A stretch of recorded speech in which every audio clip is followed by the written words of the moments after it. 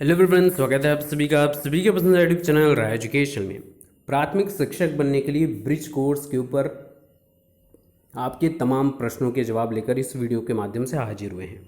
इसके पहले मैंने पार्ट 1 बनाया था ब्रिज कोर्स के बारे में, पूरी डिटेलिंग क्या होता है ब्रिज कोर्स, कैसे होता है ब्रिज कोर्स और क्यों किया जाता है ब्रिज कोर्स, पूरा डिटेल में मैंने बातचीत किया था और मैक्सिमम लोगों के रिस्पॉन्स उस पर आए। अगर आप उस वीडियो को नहीं देखे हों तो डिस्क्रिप्शन में मैंने उसकी लिंक दे दी है, आप उस वीडियो को देख लीजिएगा, ठीक है ना।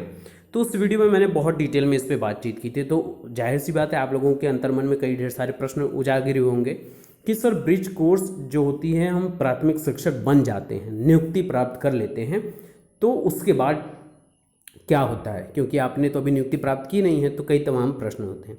तो मैंने इसके लिए डिटेल में जानकारी प्राप्त की हर जगह से, जितने लोग सेलेक्टेड हैं कैंडिडेट्स वहाँ से, और कई ढेर सारी चीज़ें जो पिछले, क्योंकि बार बार बीएड को अलाउ किया नहीं है, जब भी बीएड को अलाउ किया है जैसे 2011 में या इसके पहले, तो उन लोगों के साथ जो क्रियाकलाप किया गया है, तो वहीं डिटेल में इसमें आप लोगों को वो अनुभव जो उनके द्वारा मुझे प्राप्त हुआ है इस वीडियो में आपको मिल जाएगा। आपके तमाम प्रश्न थे, जैसे कि मैंने पहले से ही 6 महीने का ब्रिज कोर्स कर लिया है। अब स्वाभाविक सी बात है कि आपने 6 महीने का ब्रिज कोर्स किया होगा, आप कहीं पे प्राइवेट इंस्टीट्यूट में पढ़ा रहे होंगे और आप वहाँ पे प्राइमरी लेवल पर पढ़ा रहे होंगे, तो आपने ब्रिज कोर्स किया होगा, ठीक है। अब ये आप चाहे अनुभव ना होने की वजह से किया हो आपने, कि कहीं बाद में 6 महीने का करना ही है तो पहले ही कर लो। कई लोग बोल रहे हैं कि मैंने बीएड के हिसाब से ही भर्ती प्रक्रिया में शामिल हुआ हूँ, लेकिन अब मेरा डीएलएड या मेरा बीटीसी कंप्लीट हो गया है, तो क्या मुझे ब्रिज कोर्स करना पड़ेगा या नहीं करना पड़ेगा। फिर कई लोगों ने ये प्रश्न पूछा कि ब्रिज कोर्स के दौरान वेतन मिलेगा या नहीं मिलेगा। तो कई लोगों ने ये भी पूछा कि जो 6 महीने का ब्रिज कोर्स होगा उसमें मुझे फीस देनी पड़ेगी कि गवर्नमेंट फीस देगी, क्या होगा, तमाम प्रश्न। तो चलिए एक एक करके सभी प्रश्नों के जवाब देना प्रारंभ करते हैं। सबसे इंपॉर्टेंट बात, ब्रिज कोर्स के बारे में थोड़ी सी संक्षिप्त जानकारी ले लीजिए। ब्रिज कोर्स जो है वो प्राथमिक में बीएड को वैलिड करने के लिए है। क्यों है?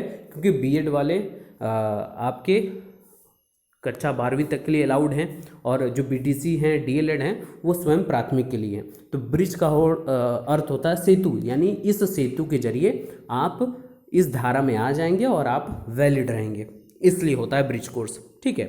ये 6 महीने का कराया जाता है, इसलिए आप नियुक्ति जैसे ही प्राप्त कर लेते हैं प्राथमिक शिक्षक के तौर पर भर्ती प्रक्रिया में शामिल होकर, तो आपको ये 6 महीने का ब्रिज कोर्स, पहले क्या होता था कि अब तो एनआईएस के जरिए करा दिया जाता है ताकि आपको कहीं जाना ना पड़े और आप ऑनलाइन ही सारी क्रियाकलाप आपका हो जाए, परीक्षा देकर आप पास हो जाएं। लेकिन पहले क्या होता था कि डाइट में आपके शिक्षण प्रशिक्षण 6 महीने का कराया जाता था। अब इम्पॉर्टेंट बात सुनिएगा कि जरूरी नहीं कि आपकी नियुक्ति प्राप्त होती ही आपको भेज दिया जाए 6 महीने के ब्रिज कोर्स, या आपको ऑनलाइन माध्यम से एनआईएस के थ्रू ब्रिज कोर्स करा दिया जाए, बिल्कुल ज़रूरी नहीं है। ये तभी अलाउड होता है जब आपके कंडक्टिंग गवर्नमेंट या इंस्टीट्यूट या बेसिक शिक्षा विभाग परिषद उस चीज़ के लिए तैयारी अपनी पूरी बना ले। वो चाहे 6 महीने बाद हो, चाहे साल भर बाद हो, चाहे 2 सालों बाद हो, वो कराएगा तो बेसिक शिक्षा परिषद, और अपने ही ऊपर वो क्रियाकलाप कराएगा। आपको इसको लेकर कोई हेडेक लेने की आवश्यकता नहीं है। दूसरी बात पे आ जाते हैं। कुछ लोग बोल रहे हैं कि सर मैंने पहले से ही 6 महीने का ब्रिज कोर्स कर लिया है, तो क्या वो मान्य होगा या नहीं होगा। देखिए, एकदम स्पष्ट बात, जो मुझे अनुभव प्राप्त हुआ है, जो बातचीत मैंने की है, तो इसमें मैं कई दिनों से सोच रहा था वीडियो बनाने के लिए। तो ऐसे तो वीडियो बना नहीं सकता जब तक पूर्ण जानकारी ना हो, तो मैंने हर जगह से बातचीत की, और जो मुझे जानकारी इसमें प्राप्त हुई है कि अगर आपने पहले से ही 6 महीने का ब्रिज कोर्स कर लिया है तो वो वैलिड नहीं होगा। एकदम स्पष्ट तरीके से समझ लीजिए, जितना मुझे जानकारी प्राप्त है कि वो वैलिड नहीं माना जाएगा। क्यों? क्योंकि वो ऑथेंटिकेटेड नहीं है। सर आपकी नियुक्ति अभी कहाँ हुई है? आप कहीं नियुक्त हुए हैं? नहीं हुए हैं ना, तो ये कैसे मान लिया जाए? जब आपकी नियुक्ति पीरियड के बाद ही वो अलाउड होता है, और वो भी वो गवर्नमेंट कराती है, वो भी वो बेसिक शिक्षा विभाग कराता है। तो ये जो आपका प्रश्न था उसका जवाब आई होप मिल गया होगा। दूसरा प्रश्न, सर मैं इस भर्ती प्रक्रिया में, या सर जो भी हो आप, कि बीएड के बेसिस पर आपने अप्लाई किया था, ठीक है, और भर्ती प्रक्रिया में एक्सटेंशन हुआ, लेट लतीफ़ी हुई, और उसी दौरान मैंने डीएलएड या मैंने बीटीसी कंप्लीट कर लिया, तो क्या मुझे भी करना पड़ेगा ये ब्रिज कोर्स? देखिए, अगर आप बीएड हैं और आपने इसके दौरान डीएलएड या बीटीसी कर लिया, तो आप विशिष्ट विशिष्टता के अंतर्गत आ जाते हैं, स्पेशल आप हो जाते हैं, है ना। यह तो आपको पता ही होगा। यानी आपके पास अब 3 आधारित हैं, बहुत इंपॉर्टेंट तरीके से सुनिएगा। एक तो आप बीएड वाले भी अलाउड हो जाएंगे, एक आपने बीटीसी कर लिया तो इसके लिए भी आप अलाउड हैं, और तीसरा ये विशिष्ट, दोनों का कॉम्बिनेशन हो जाता है विशिष्टता के अंतर्गत। यानी जो स्पेशल एजुकेशन वाले जो अभ्यर्थी जिनके लिए होता है, निकाली जाती है वैकेंसी, आप उसके लिए भी अप्लाई कर सकते हैं। तो ये आप समझ लीजिएगा, अगर आपको नहीं पता है एक्स्ट्रा आपको जानकारी मिल गई।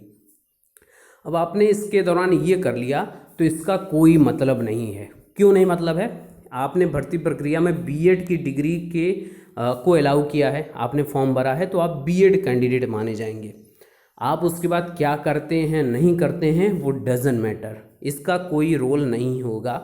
यही पहले वाली बात कि जो पहले से ही 6 महीने का ब्रिज कोर्स कर लिया हो, या आपने बीटीसी कर लिया हो, डीएलएड कर लिया हो बीएड के बाद, कोई मतलब नहीं है। विभाग कराएगा आपको, वो विभाग की जिम्मेदारी है, ठीक है।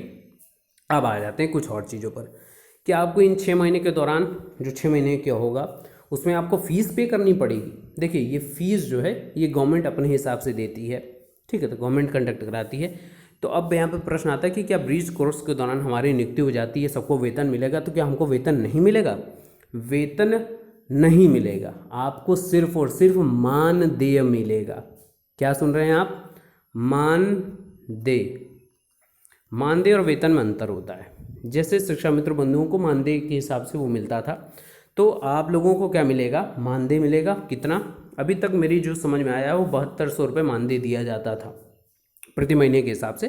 अब जिस हिसाब से बढ़ा है तो लगभग ये मुझे लगता है कि 10,000 या इसके आसपास जो भी मानदेय सरकार तय करे।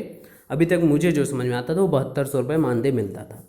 अब ये चाहे बढ़कर आपका 10,000 भी हो सकता है, ठीक है ना। तो ये आपके कुछ इम्पॉर्टेंट प्रश्न रहे जिसका जवाब देना बहुत ही आवश्यक था, ठीक है ना। इसके अलावा अगर आपकी कोई भी व्यक्तिगत प्रश्न हो, पहली बात तो डिस्क्रिप्शन में लिंक है, फर्स्ट वाली वीडियो देख लीजिएगा। पहले मैं वीडियो दिखा दूंगा आप लोगों को। तो ये वो वीडियो है पार्ट 1, जिसमें मैंने आप लोगों को अच्छे से एक्सप्लेन किया था कि ब्रिज कोर्स क्या होता है, कहाँ से किया जाएगा ब्रिज कोर्स, कौन कौन कर सकता है कोर्स, कितना फीस है, पूरा प्रोसेस। फिर बीएड कोर्स आप बहुत इंपॉर्टेंट है, मैंने पूरा एक्सप्लेन कर लिया, और इसकी लिंक मैं यहाँ पे डिस्क्रिप्शन में दे रहा हूँ, ठीक है ना। इसके अलावा कई वीडियोस की लिंक है, आप उसको फॉलो कर सकते हैं और अच्छे से समझ लीजिएगा, ठीक है।